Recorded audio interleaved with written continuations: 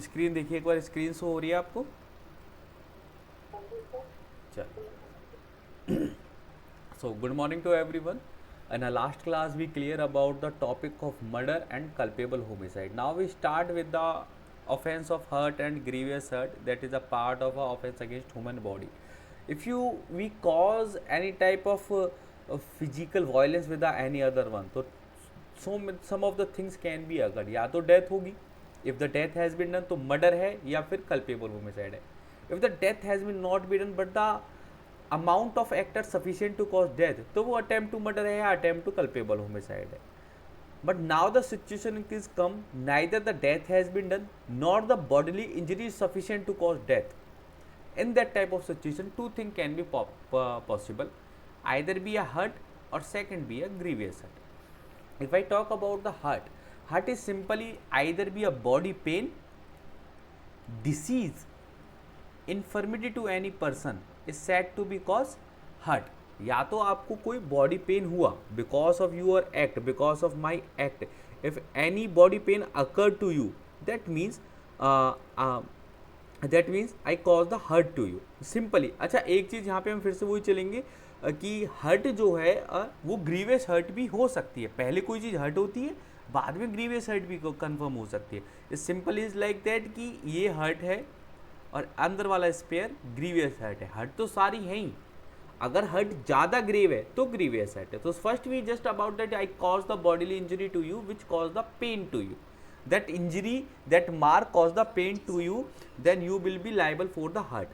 Second is a disease. If I cause a disease to you because of my act, any disease has been done with you, that is also be come under the criteria of hurt. हाँ, offense के लिए, hurt के लिए ऐसा जरूरी नहीं है कि कोई physical injury या फिर physical trauma ही आप feel करें. Maybe I will cause a disease to you. And second thing is about the infirmity. Infirmity is about like I just give you the some of weakness to you,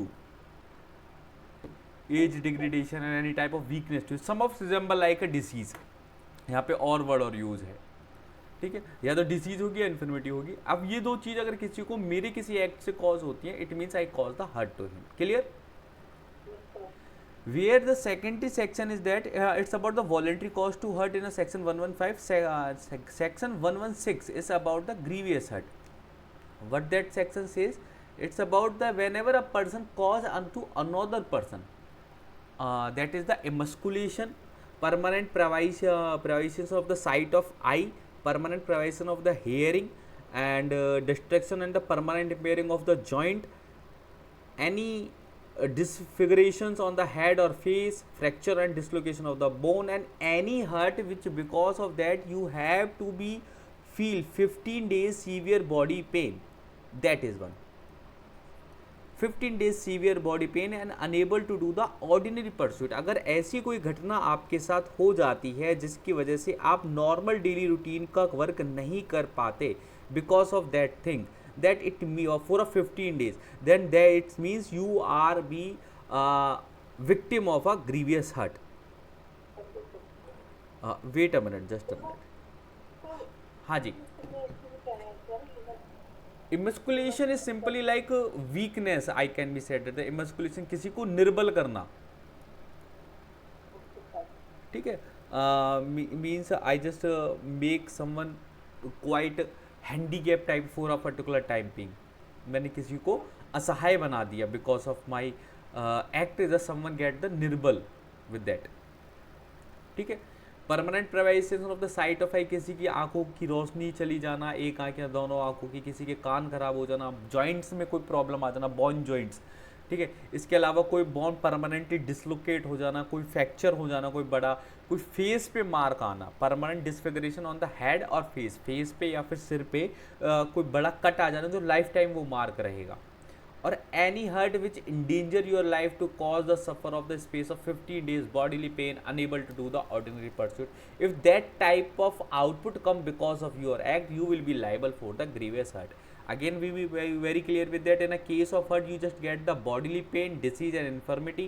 In a case of grievous hurt you get the emasculation, permanent privation of the eye, permanent privation of the ear, privation with the member of joints, destruction and the permanent impairing of the power and the member of joints, and permanent disfiguration on the head and face, and fracture, and in last the 15 days body pain or unable to do any type of thing. 15 days का आपको body rest लेना पड़ रहा है, then you will be liable for the grievous head. Clear with there? That is the two thing with the hurt and grievous head. Apart from that, in this chapter you will be go with the so many sections in a pipeline of that about the voluntary hurt, voluntary grievous hurt, voluntary grievous hurt. Then you will be go the provocation की वजह से कोई आपने hurt करा, provocation की वजह से grievous hurt करा, कोई एसिड अटैक करा, एसिड अटैक की वजह से ये करा. Some of the line of the section you just have to be go through with that, simple is that कि क्या क्या कारण हो सकते हैं किसी व्यक्ति को हर्ट करने के लिए, किसी व्यक्ति को ग्रीवियस हर्ट करने के लिए.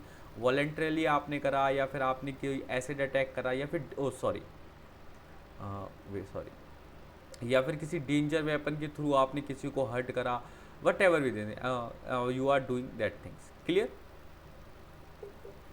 Now we directly come to the wrongful restraint and wrongful confinement. That is wrong.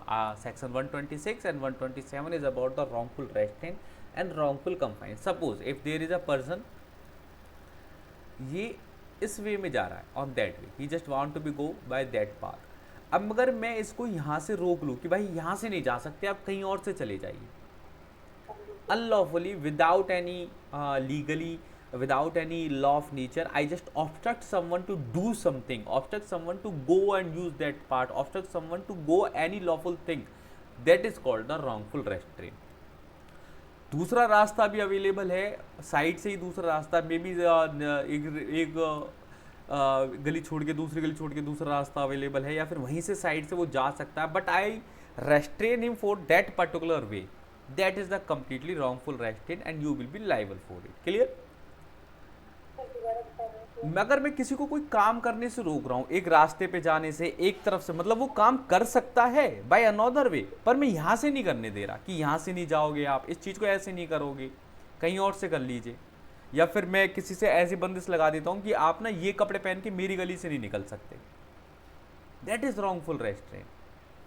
In any other manner, either be temporarily, either be a permanent, either be expressly, either be impliedly, in any other way, if you wrongfully obstruct any person to do that thing which he have the right to do, जो उसका अधिकार है करने का, अगर मैं वो करने से किसी व्यक्ति को रोकता हूँ, then you will be liable for wrongful restraint. Clear?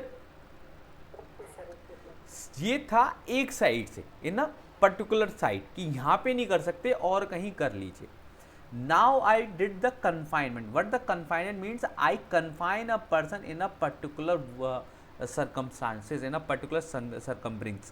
It's like that कि मैंने या तो चार दीवारी में किसी को कन्फाइन कर दिया, या फिर मैंने कहा इस शहर से बाहर नहीं जा सकते, या फिर इस राज्य से बाहर नहीं जा सकते, इस देश से बाहर नहीं जा सकते. What ever be the circumstantial limit, वो लिमिट कितनी भी बड़ी हो सकती है. ऐसा नहीं होगा कि जब भी मैं किसी को रॉन्गफुली कन्फाइन करूंगा तो वो चार दीवारों के अंदर ही करूंगा या फिर एक घर में ही करूंगा. वो कहीं भी कन्फाइन हो सकता है. If I restrain a someone to go outside from the city, from any way, city से बाहर निकलने के बहुत सारे रास्ते हैं. अगर मैं खाली एक रास्ता बंद करता हूं तो वो रॉन्गफुल रेस्ट्रेन है. लेकिन अगर मैं सारे रास्ते बंद कर दूं, दैट इज रॉन्गफुल सर्कमस्टेंस. वहां पे मैं व्यक्ति को ऑब्स्ट्रक्ट कर रहा था और यहाँ पे मैं व्यक्ति को प्रिवेंट कर रहा हूँ. यहाँ मैं काम करने ही नहीं दे रहा, वहां पे मैंने ऑब्स्ट्रक्ट करा कि यहाँ से नहीं करेगा, ऐसे नहीं करेगा, बाकी कर ले वर्क, लेकिन यहाँ पे मैंने प्रिवेंट कर दिया. That is the wrongful confine. Clear? In a different, हाँ, 126 is just about the good faith. Let me go. The obstruction of a private way over a land, over a water, the person in good faith believe himself to be have the lawful right to obstruct. It's not an offense within the meaning of this section. It's simply if I have a land and I have the ownership and possession of that land, and I think I have a right to obstruct the anyone else. If you remember in a definition of a possession in a jurisprudence we read that the possession ownership का मतलब ही क्या है? ownership का तो main right यही है कि right to obstruct other, कि if I am the owner I have a complete right to obstruct other, कि कोई मेरे अलावा इस चीज़ को नहीं ले सकता क्योंकि मैं ऑनर हूँ. तो अगर कोई इस फेथ में है, गुड फेथ में, maybe he is not the owner. Suppose there is some of the property it's not completely belong to me, but I feel that I have the knowledge that it's belong to me, and in a good faith I obstruct the actual owner of that property. It's not a wrongful restraint. ठीक है, that is that. ठीक, चलो आगे चलते हैं अब हम। That is the wrongful restaurant and the wrongful confinement. इसके अलावा एक वर्ड है असॉल्ट, फोर्स। पहले फोर्स हम कर लेते हैं, simple way of force.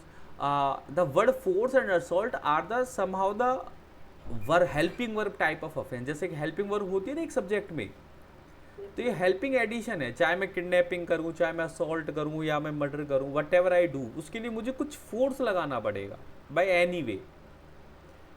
By any way if I make the force, या फिर मैं कोई चोरी करता हूँ तो कुछ ना कुछ तो मेरी फिजिकल फोर्स लगेगा, फिजिकल एनर्जी लगेगी। That is the criminal energy. It's first we read the section, then you will be clear with that. A person is said to use the force to another. एक व्यक्ति को हम जब कहेंगे कि इसने फोर्स यूज करा है दूसरे व्यक्ति पे, अगर वो करता है कि अगर इफ ही कॉज, इफ वो करता है, क्या करता है, मोशन करता है दूसरे व्यक्ति का, चेंज ऑफ मोशन, दूसरे व्यक्ति का मोशन चेंज करता है, सीज ऑफ मोशन, दूसरे व्यक्ति के मोशन को रोक देता है, और if he cause any substance such motion, या फिर किसी भी सब्सटेंस को मोशन में कर देता है, उस सब्सटेंस का मोशन चेंज कर देता है, उस सब्सटेंस का मोशन सीज कर देता है, as bring the substance into a contact with that part of that others body or with anything with that such wearing, carrying or anything associated, such contact affect the other sense of feeling. It simply says that when because of my act I change the motion of another guy, or I change the motion of any other subject matter, and it occur because of any type of touch which give the any feeling to you. ऐसे नहीं कि मैं यहाँ पे खड़ा हूँ, मैं आपकी तरफ देख नहीं रहा, कुछ नहीं कर रहा, आपने अपना मोशन चेंज करा तो फोर्स हो गया, नहीं। At least I am look to you, I just touch to you, whatever I do, मैंने आपको एक असॉल्टेड लुक दी और अफेंडेड लुक दी, और उसकी वजह से आप उस रास्ते से आए ही नहीं। जैसे कई बार होता है ना कि because of fear I you change your path, कि वो खड़ा है, मुझे अच्छे से गंदे तरीके से घूर रहा है, I will change the path. That is also the motion, that is also the force. That is the concept of force, provided that the person causing of motion, change of motion, siege of motion and all of these things are occurred by his bodily power, by disposing of substance such manner that the motion or change and series of motion take place without any further act and part of, by including the animal to move and change in the motion or siege of motion. It simply says that कि अगर कोई ऐसा motion हो रहा है, provided the person doing in the things namely by bodily power, by disposing any substance such manner, जैसे कि मुझे कोई सब्सटेंस को डिस्पोज करना है, या फिर just I use my daily routine work, या फिर किसी एनिमल की वजह से आप अपना मोशन चेंज करते हैं, that is not about the force. Clear? मैंने कोई सब्सटेंस डिस्पोज करा तो मैंने उसको कोई मोशन वगैरह नहीं करा, मुझे वो खराब करना ही था, ठीक है, डिस्पोज आउट करना था, ठीक है, that is not the force. Then we come with the criminal force. whoever, अब यहाँ पे बात आती है, whoever intentionally use the force to any person, जो कोई भी व्यक्ति फोर्स यूज करे किसी और व्यक्ति पे without that person consent. First क्या था, एक्ट है आपका, आपने फोर्स यूज करा, यूज ऑफ फोर्स, ये आपका एक्टस रिया हो गया। Second things about not consent, without take the consent of that guy, in order to commit any offense or intending by the use of force to cause or knowingly likely to cause such force will cause injury। अब मैं किस लिए कर रहा हूँ, what the intention here? First है offense cause करने की, सेकंड है injury cause करने की, थर्ड इज about fear और annoyance to the person, fear and annoyance to the person whom the force is used is said to be the criminal force. If I use the force against a person to cause offense, injury, fear or annoyance, that is called a criminal force. Clear? मैंने force use करा, intentionally करा, किस purpose से, किस intention से, offence cause करने के लिए, इंजरी कॉज करने के लिए, या फियर और अनॉयंस कॉज करने के लिए, it means I use the criminal force. अब वो फोर्स कैसे यूज हुआ, मैंने आपका मोशन चेंज करा, या फिर आपका मोशन क्रिएट करा, या मोशन सीज करा, whatever I do it. Clear? That is the motion. Second thing is about, in the same line, is about assault. Wait, that is, यहाँ पे जो अभी हमने फोर्स की बात करी, it's like we have to be touch and do some act. Assault is just like you are doing act but not are in the physical touch with another guy, वहां पे फिजिकल टच रिक्वायर्ड था in a case of physical force, in a case of force and criminal force, but in assault it says that whoever make any gesture any preparation, दो चीजें कह रहा है, या तो गेस्चर बने या प्रिपरेशन बने, intending to knowing it to be likely that such gesture and preparation, इस तरीके से इंटेंशनली और नोइंगली ऐसा गेस्चर प्रिपरेशन क्रिएट कर रहे हैं, will cause any person present, जो भी वहां पे व्यक्ति खड़ा है उसको ये apprehend that he who make the gesture, कि जो गेस्चर बना रहा है is about to use criminal force to that person is called commit assault. Clear with that? Gesture मैंने बनाया, इस गेस्चर बनाया या फिर मैंने प्रिपरेशन टाइप दिखाया, इंटेंशनली और नोइंगली दिखाया, जिससे दूसरे के व्यक्ति के माइंड में अप्रिहेंड हो, अप्रिहेंड किसका, अप्रिहेंड ऑफ क्रिमिनल फोर्स, दूसरे के व्यक्ति के माइंड में ये शंका आए कि सामने वाला व्यक्ति जो गेस्चर प्रिपरेशन बना रहा है वो मेरे खिलाफ क्रिमिनल फोर्स कर सकता है। Suppose the someone has been going there and मैं जस्ट उसको देखता हूँ और भक्के जाके डंडा निकाल के लाता हूँ, मैंने उसे मारा नहीं, उसे कुछ कहा नहीं, I just get the stick with my self, it means I make the preparation and I make that type of gesture which create the apprehension in the mind of the another guy that he will be used criminal force against me. Clear? That is the assault. किसी को दूर से धमका देना, by look, by your act, by your preparation, not touch him. ठीक है, that is the assault. Clear? चलो, अब इसके अलावा दो ऑफेंस किडनैपिंग और असॉल्ट। अच्छा, पहले मुझे आपको एक डेफिनेशन पार्ट में ले जाना है, पीछे ऊपर आते हैं हम सेक्शन 3 में।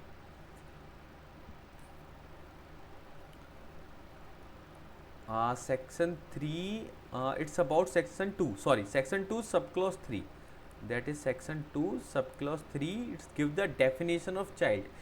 Child means the person below the age of 18. Any person who is below the age of 18 is could be considered as the child. Clear?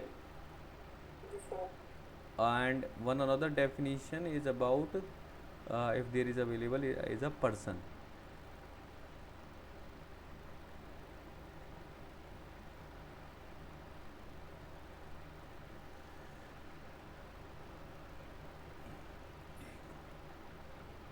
Yeah, section 2 subclause 26 is said that person include company, association, body of person whether incorporated or not. It means the person what include company भी person हो सकती है, association भी person हो सकती है, और body of persons it means the group of persons also can be the person. Clear? वैसे दो चीज़ें अभी माइंड में रखना, फिर हम किडनैपिंग और अबडक्शन थोड़ा सा समझेंगे, उसमें ये यूज होंगे।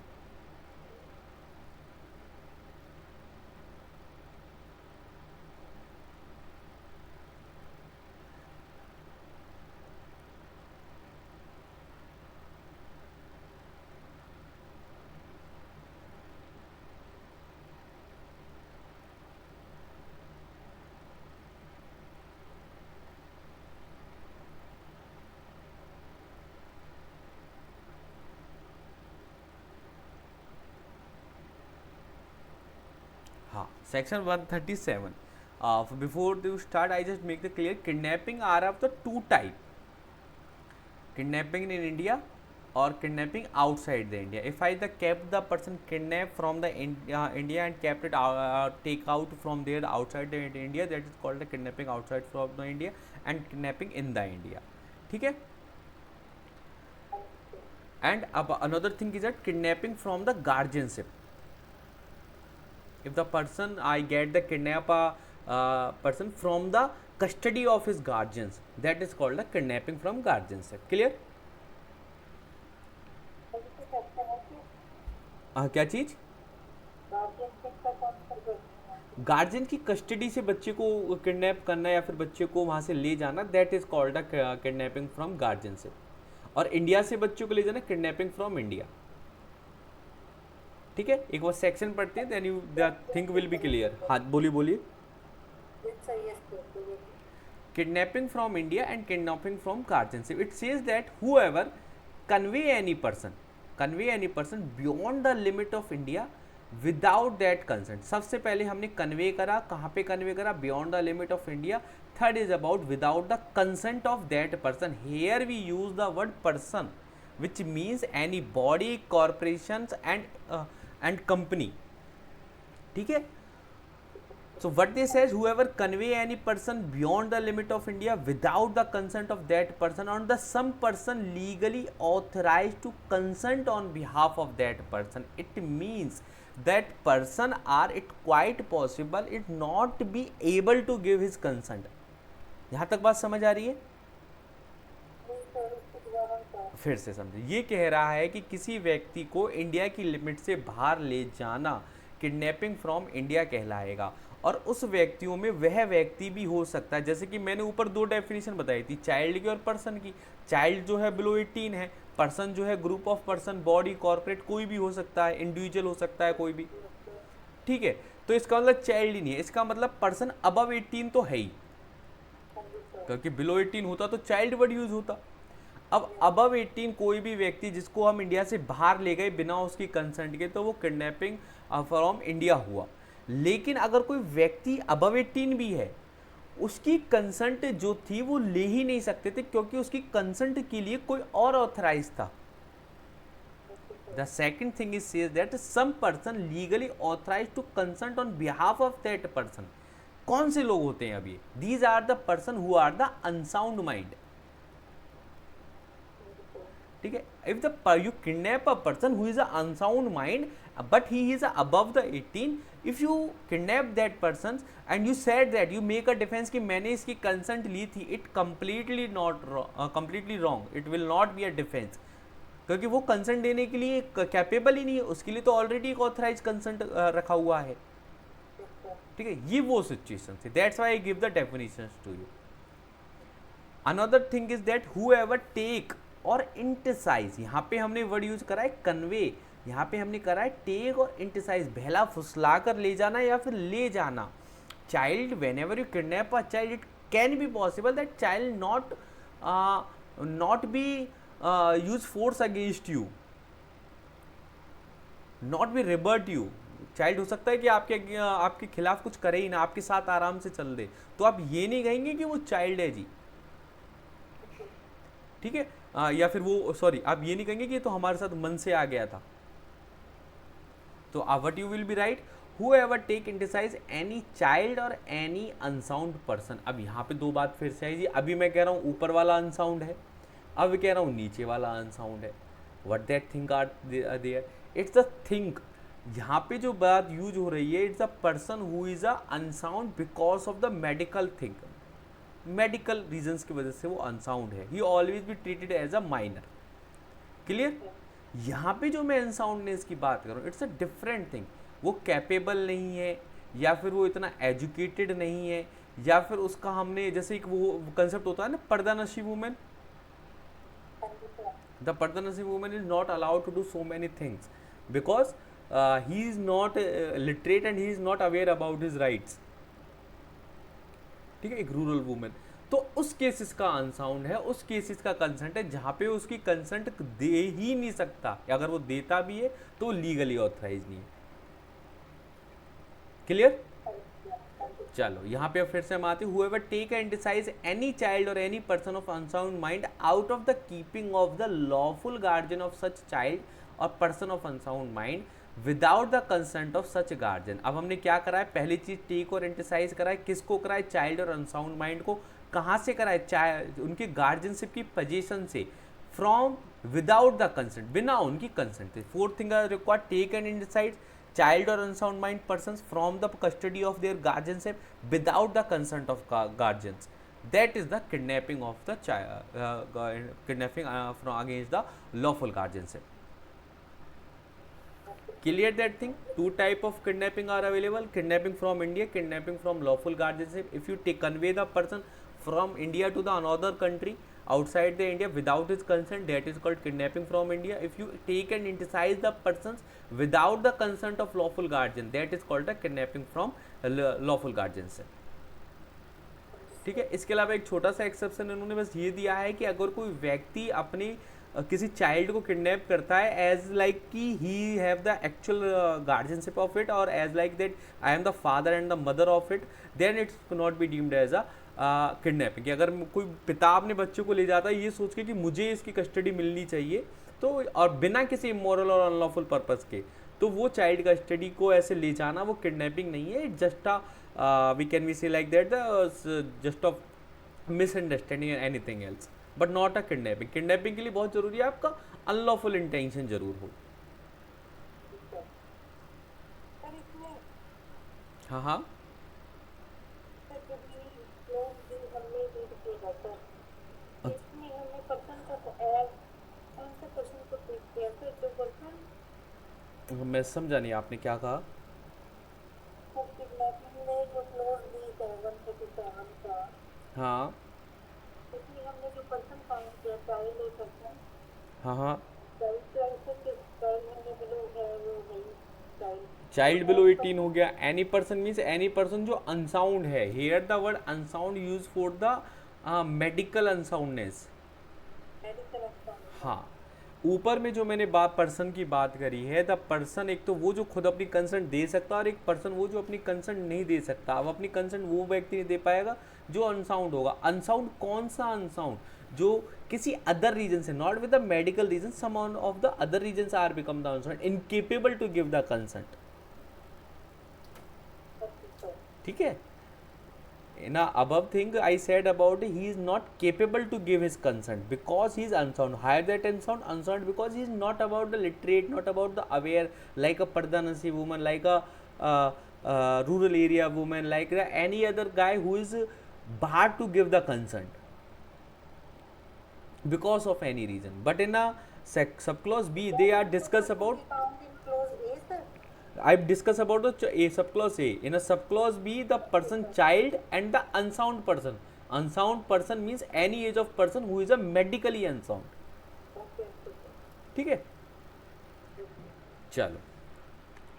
Now we come with the next section. Section 138 is about the abduction. What the abduction?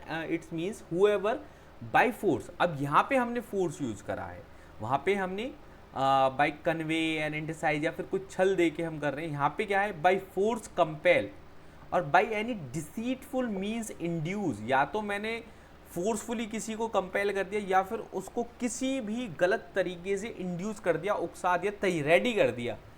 Any person to go from any place is said to be abduct that person. एक व्यक्ति को कहीं दूसरी जगह पे जाने के लिए, इसको क्या बोलेंगे हम? अबडक्शन। अब एक बार ध्यान से समझना आप, बहुत सिंपल सी बात है। एक हमने करी है किडनैपिंग फ्रॉम इंडिया, एक हमने करा है किडनैपिंग फ्रॉम गार्जियनशिप, और एक हम कर रहे हैं abduction.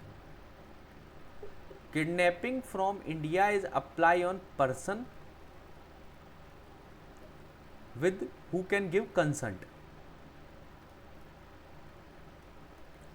Kidnapping from guardianship is apply on the child और अनसाउंड माइंड,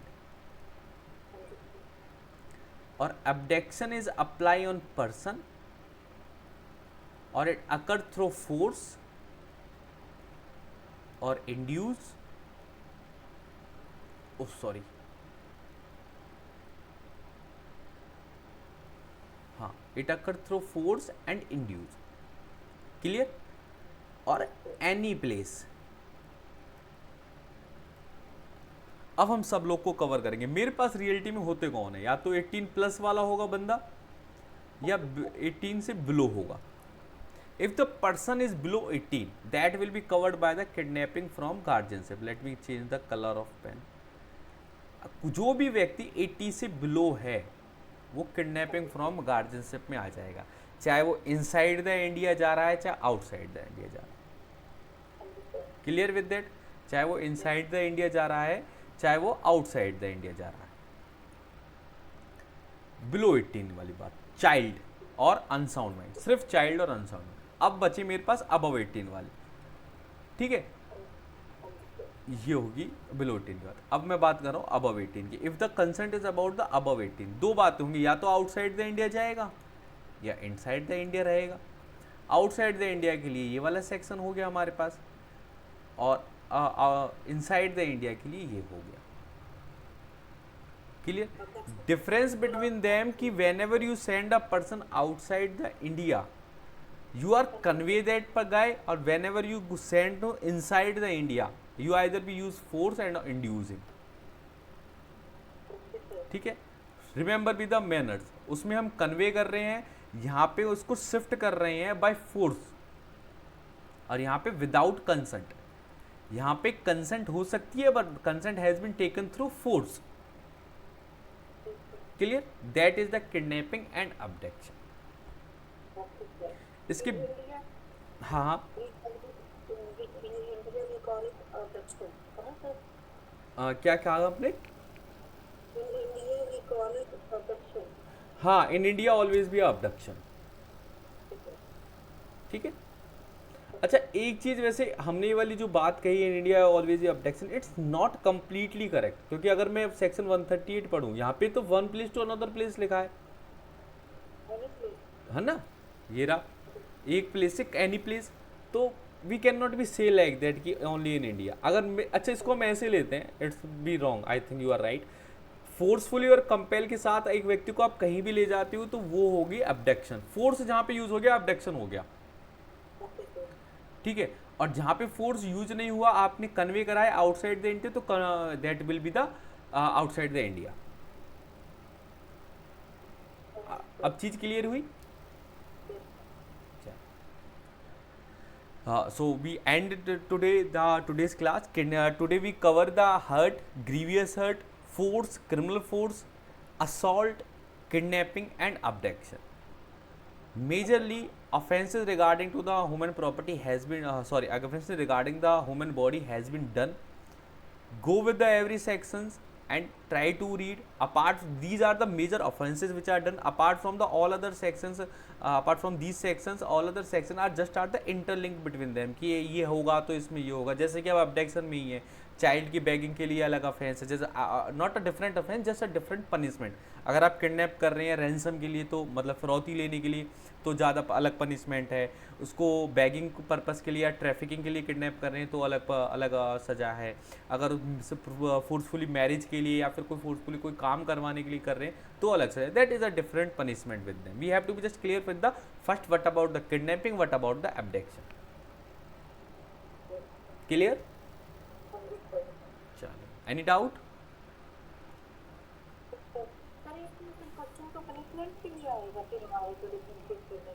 समझ नहीं आया, आपने क्या कहा?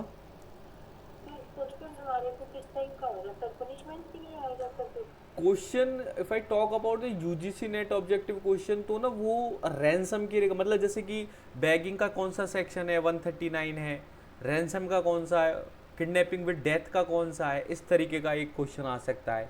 या फिर some of the problem based question आ सकता है कि इफ दैट थिंग अगर तो वो किडनैपिंग फ्रॉम इंडिया है, किडनैपिंग फ्रॉम गार्जियनशिप है या अबडक्शन है।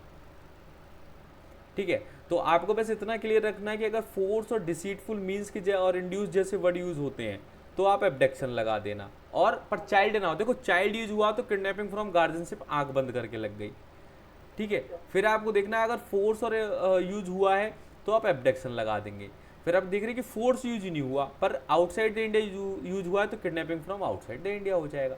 कंसेंट की बात कर रहा है तो किडनैपिंग फ्रॉम आउटसाइड इंडिया हो जाएगा। ठीक है, चाइल्ड है तो फिर एक ही है।